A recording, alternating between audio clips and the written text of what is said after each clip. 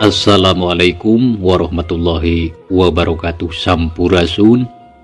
Alhamdulillah urang sadayana dipanjangkeun yuswa. Urang nuluykeun hanca mitra masih dina judul Janji Nu Mawapati nyaeta ayeuna bagian anu ka-38. Sumaga mitra ameh teu nyangkolong kana waktos khususna di bumina Aki Juha anu mana harita teh aya juragan Pardi kadinya nya eta hanca teh.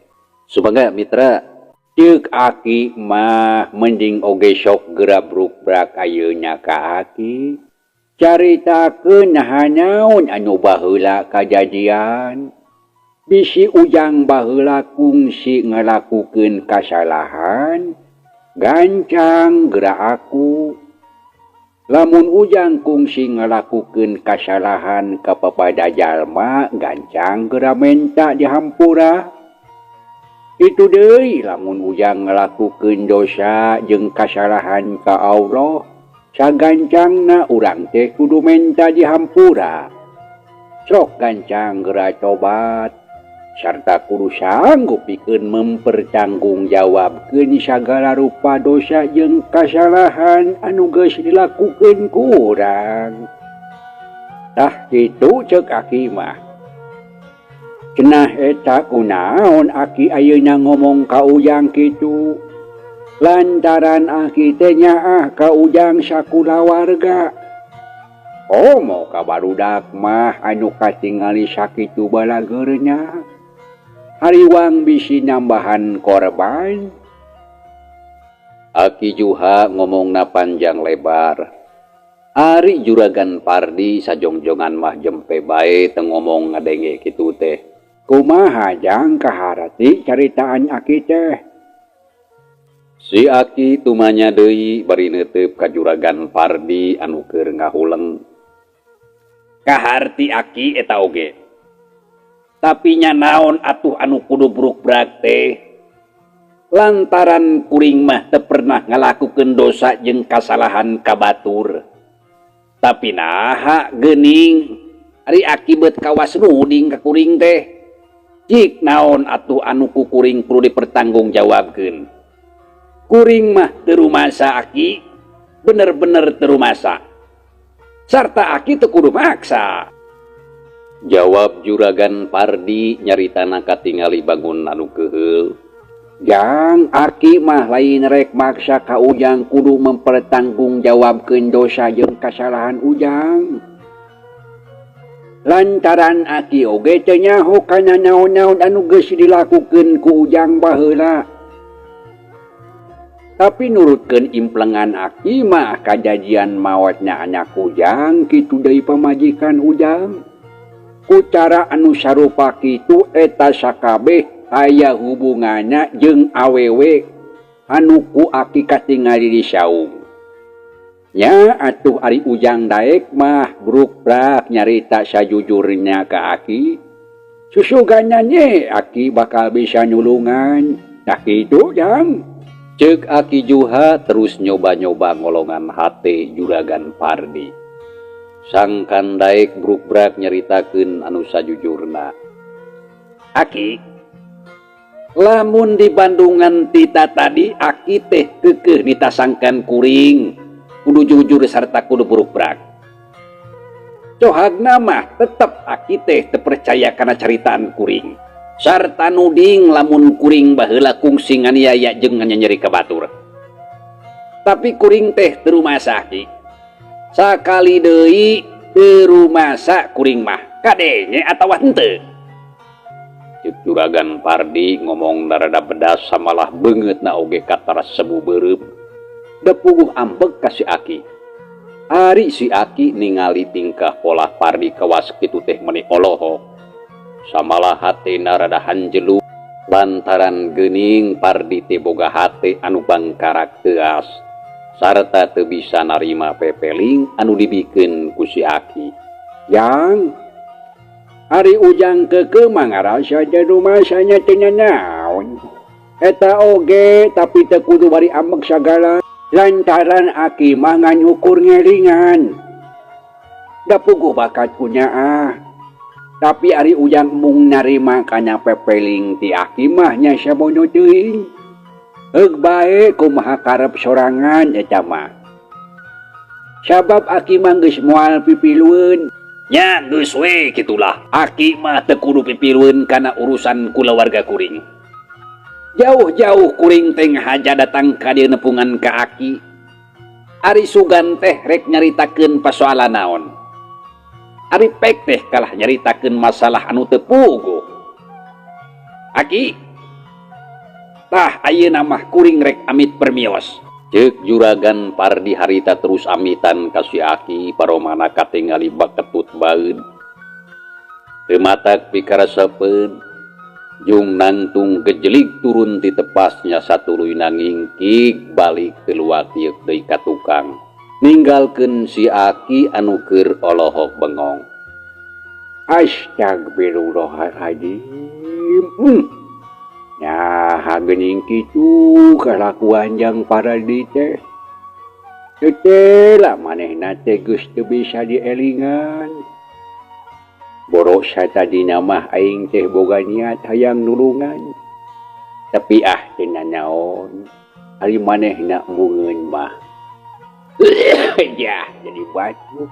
Kasugri kaum dangu. Aki Juha ngagerendeng ngomong sorangan bari neuteub ka Juragan Pardi anu keur ngagedik leumpang. Anu harita beuki lila beuki ngajauhan satuluy nangiles palebah pengkolan. Jag urang tinggalkeun kayaan Aki Juha urang teunden sakedeung insyaallah kahareup baris kasampeur deui. Ayeuna urang malikan deui nyaritakeun Juragan Pardi anu keur aya di satengahing perjalanan rek balik ka imahna. Saenggeus dicaritakeun kawas kitu ku Aki Juha, hate Juragan Pardi meuni medeng hel ambek. Da puguh kakara ayeuna aya jalma anu wani ngomong siga kitu ka manehna. Ya matak teu heran mitra. Lamun beungeutna katara meuni beureum huntuna kakerot dahan amarah. Samalah peureupna oge dikepeulkeun meuni buleud. Sigana lamun kongang mah geus tangtu hayang bekbae nonjok kana beungeut si Aki. Dasar aki-aki tujuh ngulud siah geus bau taneuh. Eta ka aing make jeung wani nyarita kitu. Lamun teu ningali kana tangtunganna da moal teu digaplok tadi oge tah aki-aki teh. Aya ku gagabah ngabacot teh. Kumaha lamun seug aya batur anu ngadengieun? Tangtu matak bahaya ieu. Ceuk Juragan Pardi sajeroning leumpang teh kukulutus ngupat ka Aki Juha anu geus wani mere pepeling ka manehna. Tapi naha si Aki teh make jeung nyarita kitu ka aing. Naha manehna teh nyahoeun kitu kana kasang tukang kahirupan aing baheula. Buah-buah eta aki-aki teh geus apaleun. Lamun aing kungsi nganyerikeun ka Nyi Rasti samalah geus ngaduruk imahna jeung kulawargana. Buahnya matak wani ngomong kitu oge. Kumaha lamun seug diucah Aceh ka batur atawa dibejakeun ka anak-anak aing? Geus tangtu bakal jadi masalah anu kacida gedena. Nya kudu kumaha ari geus kieu? Da aing teh embung ari kudu ngaku mah. Lantaran geus pasti aing teh bakal asup ka bui. Sajabati kitu kumaha lamun seug anak-anak aing anu tilu bakal jadi ari jideun? Sarta rembungan ngaku bapa ka aing. Nya geus tangtu aing teh bakal sedih. Juragan Pardi gegerendengan lalaunan ngomong sorangan. Lamun seug aya jalma anu ningalieun mah sigana bakal aya anu nyangka lamun Juragan Pardi teh ayeuna geus mimiti owah. Ngan untungna harita mah di jalan teh eueuh sasaha estuning piseun. Sabab wayah kitu mah urang lembur teh lolobana keur araya di kebon atawa di sawah. Anu katingali araya teh ukur barudak laleutik anu keur arulin di buruan. Tapi teu kudu akadi pikiran teuing. Lantaran si Aki Juha oge cantang tu nyahoeun. jeung deui da eueuh bukti jeung saksina lamun aing baheula geus ngabinasa kulawarga si Rasti. Sabab ari si Aki mah sigana ngan saukur dumasar kana hasil implengan. Jadi sakabehna oge tangtu moal bisa lamun seuk dijadikeun bukti. Lantaran eta mah lain bukti anu nyata. Kitu ceuk Juragan Pardi. Serenge seuri sorangan hatena jadi karasa ngemplong teu hariwang ting siga tadi. Mangsa alam harita beuki beurang panon poe geus luhur panasna karasa nyentet kana awak. Saenggeus aya kana sawatara waktu lilana nya antuk namah anjog ka imahna. Kalacat unggah kana teras sup ka jero imah kebat langsung ka patengahan gok amprok jeung Neng Epa. Mulih ti mana ama? Tanya Neng Epa bari melong ke bapana nu katempo beungeutna meuli beureum. Kesangna luut leet. Samemeh ngajawab geuk Juragan Pardi diuk ngabaheuhai dina kursi ngareureuhkeun ka cape. Ningali kitu gancang Neng Epa nyician cai kana gelas keur bapana sor diasongkeun. Mangga ama ngaleut heula. Margi tangtos ama teh nuju hanaang. Nuhun Epa. Ya bener amat teh meuni asa tuhureun ieu teh. Walon Juragan Pardi gap gelas ditampanan regot caina diinum meninggalak-lak. Teu lila oge cai sagelas teh geus beak sok ditunda dina luhur meja. Ama teh mulih ti mana? Tadi ku abdi di pilarian tapi teu aya. Ceuk Neng Epa nanya deui kanu jadi bapakna. Puguh amat teh geus leuleumpangan tadi teh. Atuh da karasa meuni badarosan ari reka sawah atawa ka kebon haroream jauh teuing. Ai ari Mang Ocin ka mana? Nah geus balik atawa acan? Tanya Juragan Pardi nanyakeun Mang Ocin lantaran ti isuk-isuk can panggih. Aya ama dipengker Mang Ocin mah. Nuju tuang katinggal namah tadi teh. Margi nembe wangsul ti kebon. Oh gitu jakeun bae atuh cenah dahar heula. Tangke lamun geus rengse gancang cenah nepungan lantaran ama aya perlu kitu. Mangga ama keun urang saurkeun. Jung Juragan Pardi nangtung terus ngaleos muru ka kamarna. Geus kitu cucul-cucul disalin baju. Rineng Epa leos ka dapur rek manggihan Mang Ocin. Kasampak Mang Ocin keur diuk nyarande kana panto bari ngalepus udud. Ari Bito keur meresan wawadahan kotor terus diasupkeun kana boboko copong. Ang, parantos rengse tuang teh. Neng Epa nanya ka Mang Ocin bari neuteup. Manyawi mana andos Neng? Nah meuni enggal-enggalan teuing atuh Mang. Mohon atuh da amang maduangna mung sakenik Neng. Tara seur-seur mung ukur 2 sendok terus cekap sakitu onge. Walon Mang Ocin bari nyerenge seuri. Geuning meuni ancin Mang tuang teh. Meuni mung 2 sendok. Sakedik-kedik teuing padahal masing ageng we atuh Mang. Neneng mah meuni andel ari taun teh. 2 sendok teh sanes 2 sendok kuap. Tapi ieu mah 2 sendok tembok. Tembal Bito milu nimbrung bari nyikikik seuri. Oh gitu Bi. Cuk Neng Epa nyerenge. Laras kitu Neneng. Walon Bito bari terus seuri deui jeung serikeun anu jadi salakina. Eta geura sitong yang serikeun meuni bingah. Atuh da Kang Ocin masok aya-aya wae ari taun teh. Mang, nembe tadi saur ku ama pamit tuangna parantos rengse. Cenah kedah enggal nepangan. Rupina mah bade aya peryogi. Cuk Neng Epa nepikeun caritaan bapakna. Oh, Mang teh kedah nyepangannya. Mohon kitu, sok enggal kaditu bilingan tosan. Nuju aya di mana tuang nama teh Neng? Nembe mah dilebet di patengahan. Nya mangga keun atuh kupun Mang urang tepangan. Ceuk Mang Ocin jung nangtung lu ngalungkeun kuntung keluar. Geus kitu terus ngaleos ka jero kebat ka patengahan rek nepungan dunungana. Nya barang nepi ka patengahan torojol Juragan Pardi anu kakara kaluar ti kamar. Juragan paminembe teh nyauran kepun emang. Mang Ocin miheulaan ngomong. Nya Mang, sok kadinya diuk heula. Mangga juragan mangga. Gek Mang Ocin diuk sila dihandap da memang geus kitu kabiasaana. Diukna teh sok hayang dihandap. Lamun ditita dina kursi oge sok nolak. Ari Juragan Pardi gek diuk dina kursi katingalina bangun anu salse. Mang Ocin, kumaha ari di sawah geus ngamimitian macul atawa acan? Tanya Juragan Pardi beri melong ka badegana. Sawah anu panimanya juragan? Mang Ocin malik tumanya sabab sawah Juragan Pardi teh lain ngan ukur sagunduk, tapi aya kana 3 gundukna. Da puguh warisan ti kolotna baheula. Ditambah deui ku sawah anu meunang meuli Juragan Abbas bapana Neng Lasmi anu ti Pakuwu teh. Jadi sakabehna aya 4 gunduk. Eta Mang sawah anu baheula meunang meuli ti Pakuwu. Anu meunang meuli ti Pakuwu teh geuning. Anu deukeut walungan geus dipacul atawa acan.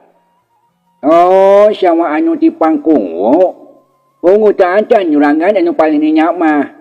Margi mang teh acan kengeng jalmi anu bade damalnya.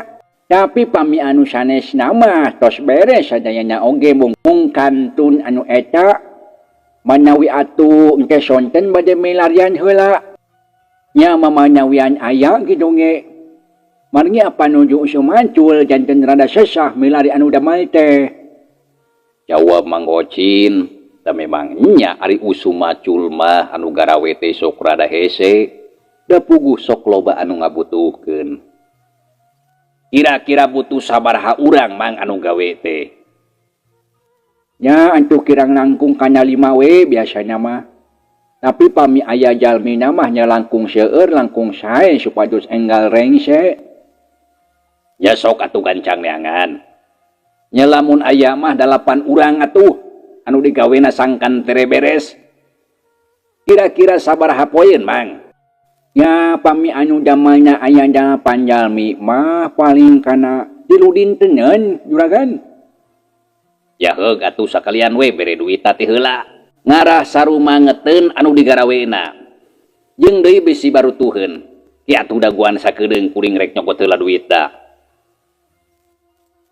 Ceuk Juragan Pardi jeung nangtung koloyong asup ka kamarna rek nyokot duit keur mayar anu macul. Teu lila geus kaluar deui. Mang, yeuh duitna sakieu heula. Lamun kurang mah gampang tangtung teh ditambahan deui sakalian jeung keur meuli ududda. Juragan Pardi ngasongkeun duit kertas sababaraha lambar katempo meuni cerger terus dibikeun ka Mang Ocin. Nya nuhun atuh juragan. Manggang ke sonten mang bade milari jalmi anu damalnya. Mugia bae tos araya di bumina di sonten mah. Jawab Mang Ocin bari nampanan duit. Nyapek bae rek sore oge teu nanaon. Urus we lah ku Mang Ocin. Teu aya deui kaperyogian anu sanes ieu teh juragan. Mang Ocin tumanya deui lantaran bisi Juragan Pardi boga keperluan anu sejen. Eueuh ari keperluan anu sejenna mah. Nya pami kitu mah mangga atuh pun emang bade kapangkar deui. Tembal Mang Ocin bari jung hari tarik nangtung. Aeh Mang Ocin, tong waka indit. Lantaran aya anu rek ditanyakeun. Ceuk Juragan Pardi nyarek sangkan Mang Ocin ulah waka indit. Mangga bade nyaroskeun naon atuh juragan? Walon Mang Ocin bari neuteub hatena rada panasaran. Ieu Mang Ocin. Juragan Pardi nyaritana teu kebat kalah terus luak lieu sabab bisi aya jalma sejen anu ngadengekeun kana caritaana. Ningali kitu Mang Ocin rada heran. Bade nyaroskeun naon juragan? Mangga atuh saurkeun. Tanya Mang Ocin bangun teu sabar. Kieu Mang Ocin. Anu rek ditanyakeun teh. Ari baheula Nyi Rasti dikuburkeunna di mana? Cing kuring bere nyaho. Tanya Juragan Pardi harita make jeung nanyakeun kuburan Nyi Rasti.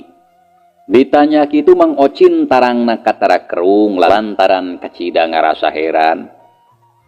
Oh, kuburan Nyi Rasti. Nya kuburan Nyi Rasti nyaho atawa henteu? Tanya Juragan Pardi beri neuteub. Pami telepat mah harita teh dikuburkeunna di lamping palih kulon anu caket kebon awi. Mang oge ngiring jajab harita teh. Nah aya naon kitu Juragan? Nganggo naroskeun kuburan Nyi Rasti. Ah, teu nanaon eta mah nanyakeun we hungkul. Nya lamun aya waktu mah kuring teh hayang nyekar ka kuburana sarta rek menta di hampura. Lantaran rumah sabaheula geus ninggalkeun manehna. Kitu ceuk Juragan Pardi bari melong ka si Ocin. Nyarita mah manehna boga niat hayang nyekar ka kuburan Nyi Rasti. Oh, kitu nya sae atuh Juragan. Tembal Mang Ocin ceuk pikirna nya alus we ari boga niat kitu mah. Rasnya kumaha Juragan? Mang Ocin tumanya deui bari mencrong kadunungana. Ah, teu kumaha kitu we niat kuring mah hayang nyekar. Mang Ocin, ari maotna Nyi Rasti teh bener digawir anu kamari. Anya Juragan Pardi bari mencerong ka Mang Ocin lantaran hayang yakin. Lares Juragan kitu saurna mah. Tapi dak mang mah harita teh teu ningal ari waktos luncatna mah. Tapi aya saksina nya eta PRT Jahri. Si Ohim sareng Kang Pendi putrana Mang Daryo. Kitu cenah. Tah tempatna teh teu benten sareng tilas luncatna tuang putra almarhum Anyeng Lisna.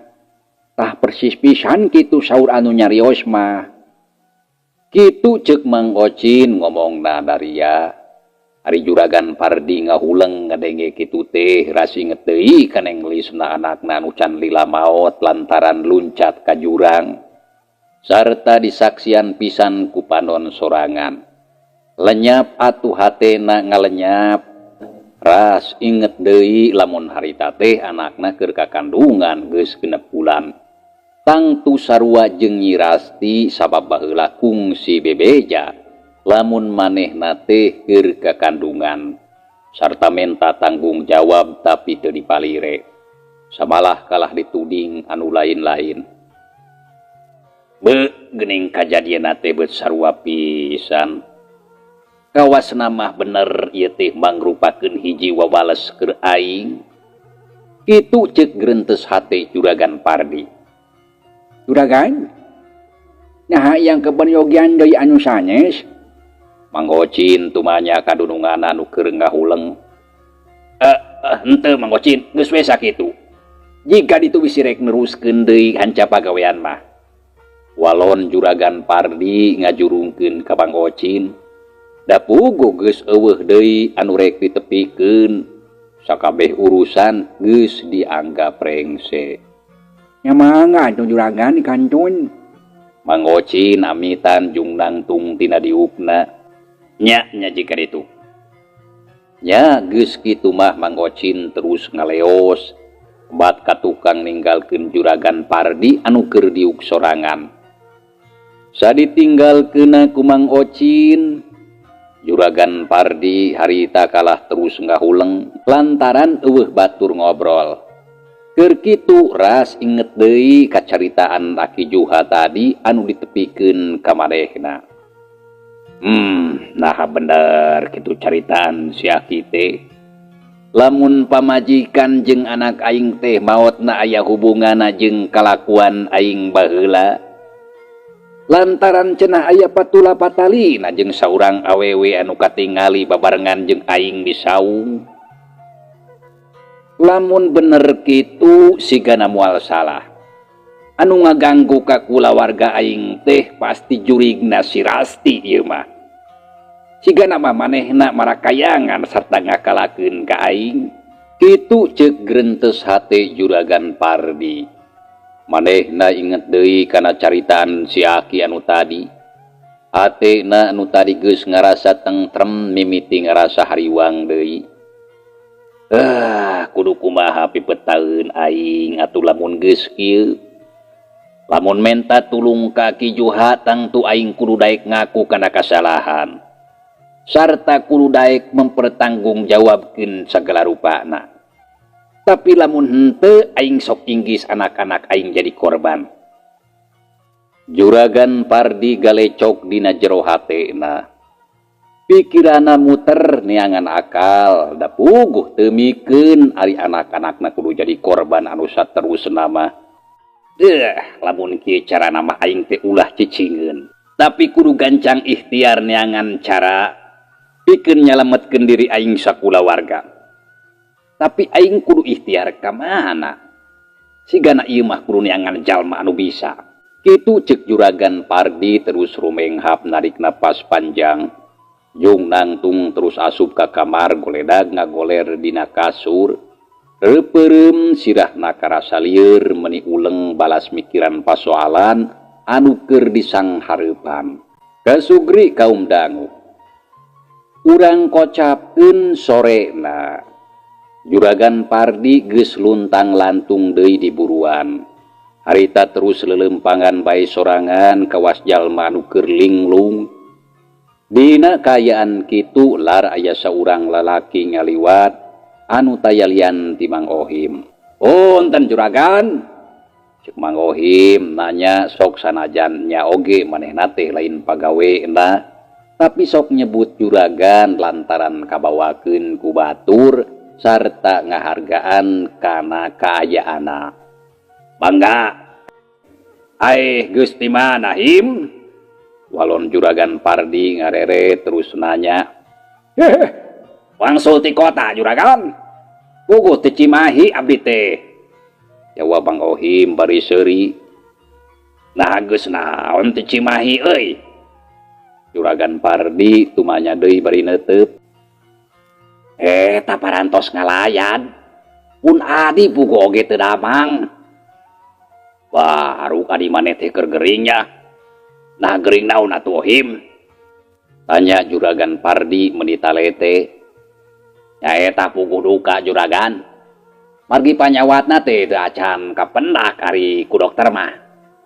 Kalah teras we bulak-balik ke rumah sakit batak meakeun ongkos. Tapi keukeuh we teu kanyahoan.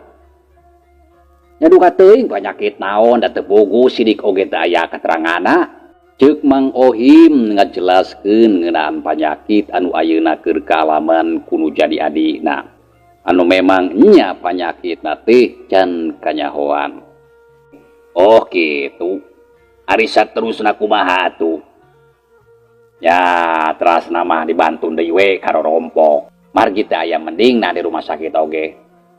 Satos kitu aya anu ngawartosan sangkan di landongan ubar kampung cenahnya terus atuh dicobian. Ari pek teh alhamdulillah nembe oge 3 dinten ayeuna teh tos sakinten. Nya ninggal kitu mah teras we sim kuring teh mulang ka lembur. Da puguh loba urusan di dia oge. Walon Mang Ohim ngajelaskeun satarabasna taya anu didingding kelir. Bisa tereh mending kitu diubaran ka urang mana Him? Tadi ubaran ku urang Cicukang puguh oge. Teu tela mati geuning ubara teh kakarasa kali oge nerap. Saha ngaranna? Awewe atawa lalaki? Juragan Pardi tumanya deui meuni tetelepek da puguh hayang jentre. Istri anu ngaladongan mah yuswana aya panginten kana 60 tahunan mah langkung datos rada sepuh katinggalina mah. Saha ngaranna? Ari katelah nama saha nya eta teh? Mang Ohim sajongjongan katempu manehna rada ngahuleng. Awasna keur nginget-nginget ngaran jalma anu geus ngubaran ka adina. Saha Ohim inget keneh atawa henteu? Juragan Pardi nanya deui bari mencrong. Katingali bangun anu teu sabar. Pami telepat mah jenenganna teh maju we. Saha? Sumuhun maju we. Landiana mah tapi nami aslina mah saurna Julaiha. Kitu tah Juragan. Oh, ngaranna teh Julaiha nya. Lantiana majue. Cek Juragan Pardi bari jeung umut-umutan. Sumuhun Juragan, bade ka ditu. Tanya Mang Ohim bari neuteub. Nya moal atuh Ohim. Rek naon los-los indit ka ditu sabab teu boga kaperluan kuring mah. Nanyakeun so teh hayang nyaho we hungkul. Walon Juragan Pardi bari nyerengeh seuri. Sumuhun manawi teh bade ka ditu Juragan teh. Nya bilih bade naroskeun jodoh atuh kanggo rencang.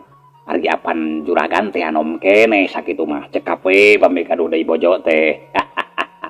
Tembal Mang Ohim manehna ugi bari seuri lantaran nyaho lamun Juragan Pardi teh ayeuna geus jadi duda. Saja batik itu kawilang loba harta bandana. Mitra, manawi aya kitunya nu kersa ka Juragan Pardi tah. Margi nuju duda saurna teh. Maneh masuk ka mana wae nyarita teh. Kuring mah geus teu mikiran anu kararitu. Lantaran geus kolot era ku anak. Sok pura-pura Juragan mah ari taun teh teu kedah isin Juragan pamibade nikah deui mah. Da sim kuring oge lamun duda mah nya geus tang tuwe ngeureuyeun deui lah.